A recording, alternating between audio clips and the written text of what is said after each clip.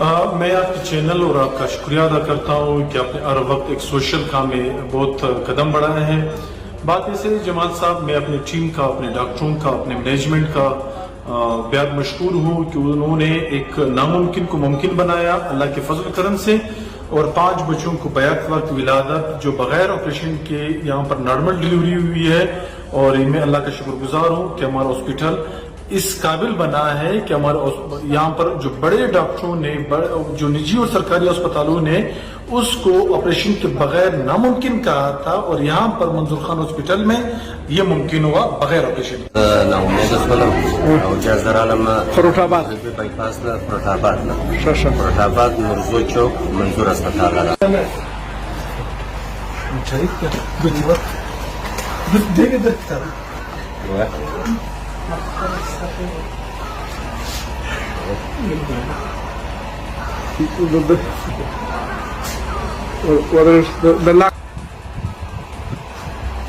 जी खदरमन कथा सुएस यो खुदा मंजूर अस्पताल ची द बलूचिस्तान यो कामयाब तरीन अस्पताल दी नॉर्मल डिलीवरी वसवाला ऑपरेशन न उसो और बल सा बच्चान ता पिंजर बच्चा खुदा दको कदी की द्रे जामन दी द्वे लुनी दी नो द पिंजर सो कलो ख्वारी दी पयो काल बांधे वकड़ल संगरा महसूस है। बिस्मिल्लाह रहमान रहीम। دا ډېره د خوشحالۍ خبره ده او موږ سهار چې د کوره راووتلو نو موږ تقریبا 4-5 هسپتالو ته ولاړو. نو ټول هسپتالو ما ته دا وویله چې دا بغیر اپریشنه نه کېږي او موږ ته ما سره د سخت غوښتي چې دا موږ بغیر اپریشنه نسو کولی. او د هغه بعد بیا زه د دې رالمه چې منظور هسپتال ما ته چاره وشوي چې هغه د دې چار اوس تقریبا علاج کړی و.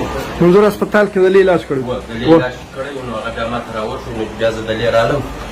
بیا ما د دې سره ولیدله نو د دې منیر صاحب او منظور صاحب دواړو ما ته وویله دا یقین بیانیه راکړله چې انشاءالله په فضل د الله سره کارونه خو د الله دي، انشاءالله په فضل د الله سره زه دا بغیر اپریشنه موږ کوی شو انشاءالله. صحیح و نو هغه بغیر اپریشنه انشاءالله وصلو. خوشحاله و شکر دی الحمدلله. زه د دې د انتظامیه سم ډېر خوشحاله یم، د دې د ډاکټرانو کور ودانۍ وایم، د دین کور ودانۍ وایم او د دې ټولو سره زه ډېر خوشحاله یم. او ما ته دا نور هم یقینداني راکړې ده، اوس هم ما سره ډېر پوره تعاون کړی دي او نور هم ما ته یقینداني راکړې ده چې زما سره دوی پوره تعاون کوي. یعنې مخکې به هم تعاون در سره کوي د بچیانو په ساتنه کې.